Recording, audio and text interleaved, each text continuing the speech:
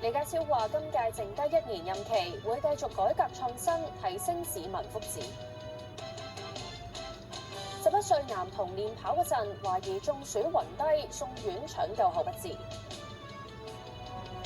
雙風暴吹襲日本，多地暴雨成災，有2個人玩直立板被河水沖走死亡。